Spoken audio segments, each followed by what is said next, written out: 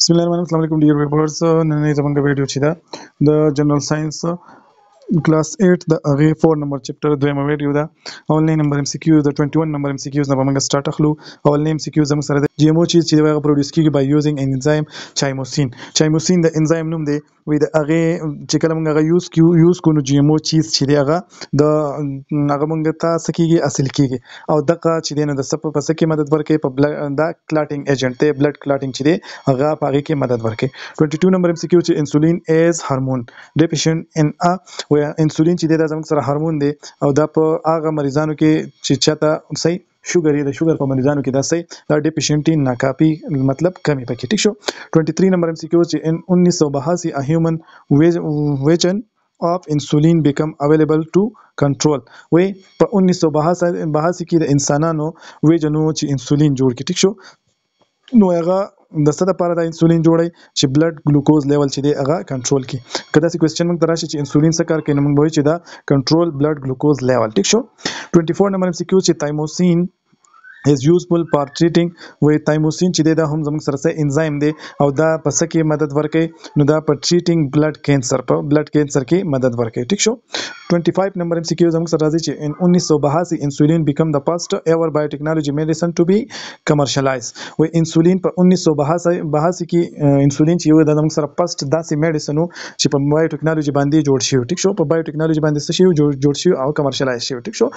26 نمبر چې بایوټیکنالوژي is going to solve issue related to وی بایوټیکنالوژي به زموږ سره څه کار کوي وی دا به زموږ سره هغه ایشوز سالو کوي هغه ایشوز به سالو کوي کوم چې زموږ سره د فود سره ریلیټډ دي د اګریکلچر سره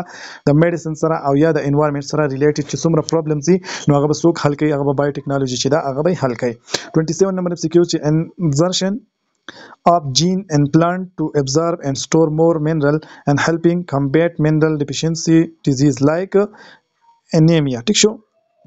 وی انزرشن اف جین چې کله موږ یو جین یو پلانټ ته انټر کو نو دا به څه کار کوي دا به ابزارب کوي دغه جین چې دا به ابزارب کوي او سٹور کوي به منرال کم چې هیلپ کوي په کمبیټ کې چې منرال او د منرال ډیفیشنسي ډیزیز چې دا هغه خلاف کمبیټ وکي مطلب دا هغه خلاف جنگ وکي لکه مثال موږ سره کړل انیمیا ټیک شو دا موږ سره د بیماری نوم دی. 28 نمبر ام سی کیو چې ویکسینیشن از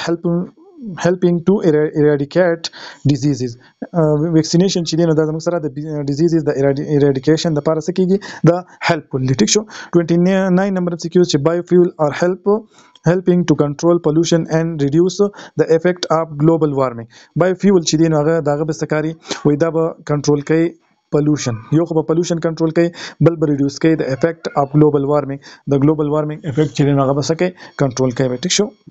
30 number MCQ چې biologically produced dyes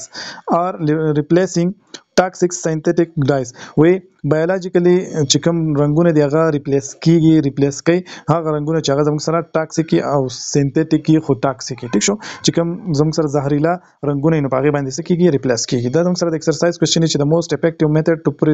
prevent a disease is نو د کوم ډیزیز چې دی د هغه د کنټرول لپاره most effective method چې دی زموږ سره ویکسینیشن دی. 2 number MCQ چې human insulin has been commercially produced from species of GMO bacteria د انسان کوم انسولین دغه چې دی انسولین هغه زموږ سره د کوم سپیشي نه حاصل کړو د GMO bacteria نه چې دی هغه حاصل کړی شو ټیک شو. 3 number MCQ چې genetically modified rice variety with more iron content will help to treat color blindness کوم رایس چې دی چاولې کوم چې GMO چاولې دی په هغه به زموږ سره په هغه به زموږ سره سي more iron content به پکې GMO چاولې چې دی په هغه به زموږ سره more iron او کلر بلایندنس بیماری چې د هغه خلاف بسکه د هغه د ټریټمنټ لپاره به استعمالېږي. 4 نمبر MCQ چې ډیفیشنسي اف انسولین ان هیومن کاز کم انسولین چې کله په انسان په باډي کې کم شي نو دا به څه کاز کوي دا به زموږ سره شوګر چې دغه به کاز کوي. 5 نمبر MCQ چې which of the following can be used in a biofuel د biofuel دغه باندې څه کم یو یوز کیږي نو هغه ایتانول پکې ما سي اپشن چې دغه راغسته ده.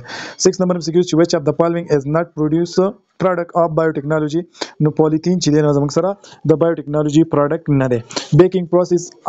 یوز انزایم فرام وی په بیکینګ پروسس چې دی په هغه کې به چې کوم انزایم مونږه استعمالو نو به د کوم ځینې څه یوز کیږي د کوم ځینې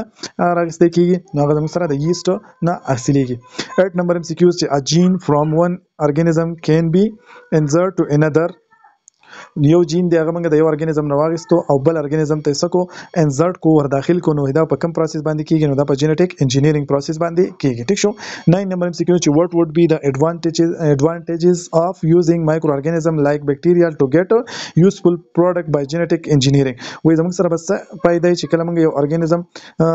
یو بکټیریا چې دا هغه موږ یوز کو د سرچ جنټیک انجینیرینګ په پروسس باندې یوز کو او پروډکټ چې هغه موږ ته راکې ټیک شو نو بکټیریا ګرو اٹ فاست ریټ بکټیریا به موږ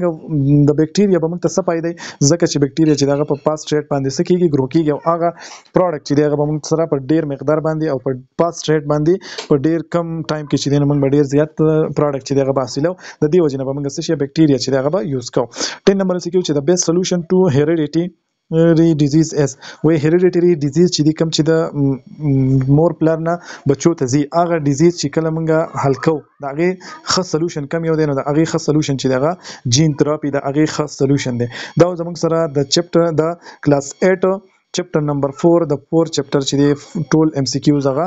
په دې ویډیو کې چې هغه دغه شو